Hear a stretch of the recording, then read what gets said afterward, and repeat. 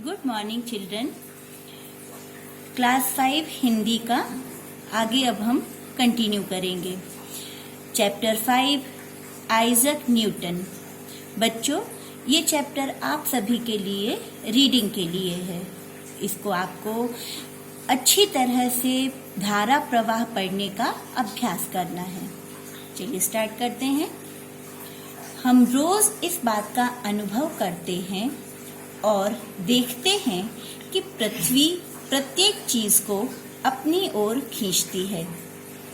इस बात का पता सबसे पहले न्यूटन ने लगाया था और उसे वैज्ञानिक आधार दिया था। जैसा कि बच्चों आप सभी जानते हो कि जो अर्थ है, पृथ्वी है, वो सभी चीजों को अपनी तरफ खींचती है। यानी जो भी चीज हम ऊपर की ओर फेंकते हैं वो सीधी पृथ्वी की तरफ ही आती है, नीचे की तरफ आती है।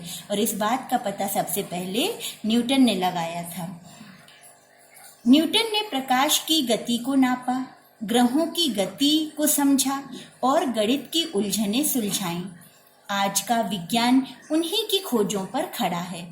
न्यूटन को जाने बिना विज्ञान की बातें अधूरी रह जाती हैं। सही अर्थों में न्यूटन विज्ञान के पिता हैं।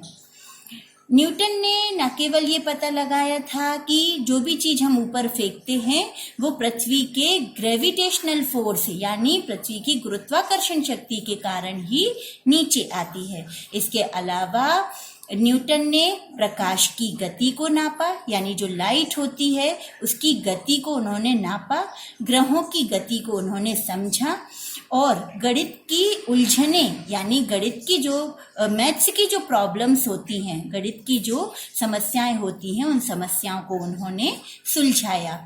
आज का जो विज्ञान का युग है वो न्यूटन की इन्हीं खोजों पर आधारित है। इन्हीं खोजों के आधार पर और भी नई नई खोजें हुई हैं, नए नए इन्वेंशन हुए हैं। और जब तक हम न्यूटन को नहीं जानते हैं, न्यूटन के बारे में नहीं समझते हैं, तब तक विज्ञान की यानी साइंस की जो भी बात है वो अधूरी ही लगेगी। सही अर्थों में यदि सही मायनों में कहा जाए तो न्यूटन विज्ञान के पिता हैं। पिता है मतलब फादर ऑफ साइंस न्यूटन को कहा जाता है। न्यूटन के पिता एक किसान थे। अब ये न्यूटन के बारे में बताया गया है। न्यूटन के पिता एक किसान थे। न्यूटन के पैदा होने से पहले ही उनके पिता की मृत्यु हो चुकी थी। घर में वे और उनकी माँ थी। न्यूटन के भविष्य को ध्यान में रखते हुए माँ ने एक पादरी से पुनः विवाह कर लिया। न्यूटन के जो पिता थे वो किसान थे और न्यूटन का जन्म भी नहीं हुआ था कि उनके पिता की मृत्यु हो गई। और उनकी माँ और न्यूटन अकेले थे और न्यूटन के फ्यूचर को यानी माँ को कई सारी समस्याओं का सामना करना पड़ रहा था एक बच्चे के साथ में। तो न्यूटन के भविष्य को ध्यान में रखते हुए उनकी माँ ने एक पादरी, बच्चों आपने देखा होगा चर्च में जो फादर होते हैं, है ना, तो उनको पादरी कहा जाता है, या ईसाई धर्म के पुजारी समझ लीजिए, ठीक है। तो उनकी माँ ने एक पादरी से पुनः विवाह यानी उन्होंने फिर से उनसे शादी कर ली। न्यूटन बचपन से ही सीधे साधे थे। वे शर्मीले थे, कम बोलते थे और शोर से घबराते थे। ये देखिए न्यूटन के स्वभाव के बारे में बताया गया है कि वो जब बचपन से ही जब छोटे थे तो वो सीधे साधे थे, सिंपल थे, शर्मीले थे यानी शर्माते थे, कम बोलते थे, ज्यादा किसी से बात नहीं करते थे और शोर से घबराते थे यानी ज्यादा हल्ला गुल्ला शोर शराबा उन्हें बिल्कुल पसंद नहीं था। खेल कूद में उनकी कम रुचि थी। हथौड़ी लेकर ठुक ठुक करना, मिट्टी के घर बनाना, उल्टी सीधी चीजें बनाना उन्हें अच्छा लगता था। न्यूटन ने 6 साल की आयु में स्कूल जाना शुरू किया। जब न्यूटन 6 वर्ष के थे तब उन्होंने स्कूल जाना स्टार्ट किया था। और इसके अलावा उनकी जो रुचियां थीं, उन्हें शोर शराबा बिल्कुल पसंद नहीं था, खेलना कूदना ज्यादा अच्छा नहीं लगता था। उन्हें क्या अच्छा लगता था? हथौड़ी लेके ठुक ठुक करना। ठुक ठुक करना मतलब कुछ ना कुछ कोई भी चीज को बनाना, नई नई चीजें वो बनाते रहते थे। कभी मिट्टी के घर बनाते थे। इस तरह की चीजों को बनाना उनको अच्छा लगता था।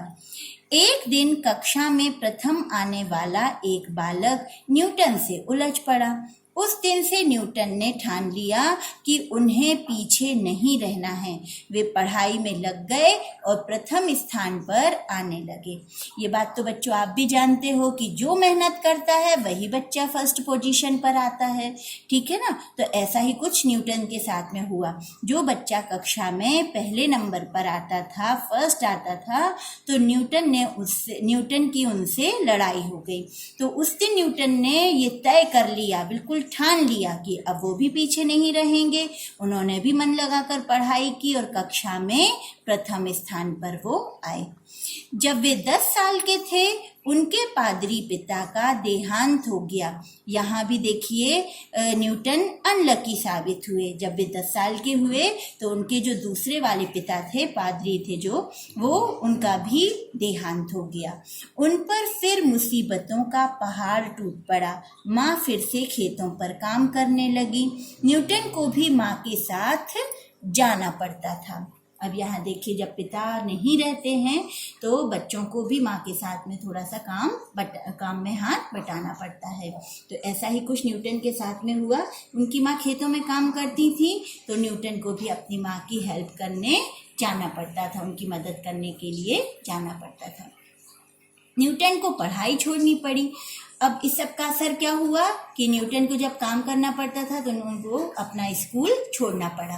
अब उन्हें सप्ताह में एक दिन शहर जाना पड़ता था, लेकिन उनके मन की लगन कम नहीं हुई। वे बहाने से अपनी माँ की सहेली के घर पहुंच जाते, अलमारी टटोलते और किताबें निकालकर पढ़ते रहते थे।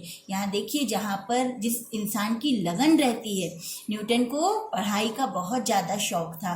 तो भले उनके स्कूल की पढ़ाई छूट गई थी, लेकिन उनकी माँ की एक सहेली थी जिनके घर वो बहाने से पहुंच जाते थे। क्यों बहाना करके पहुंच जाते थे?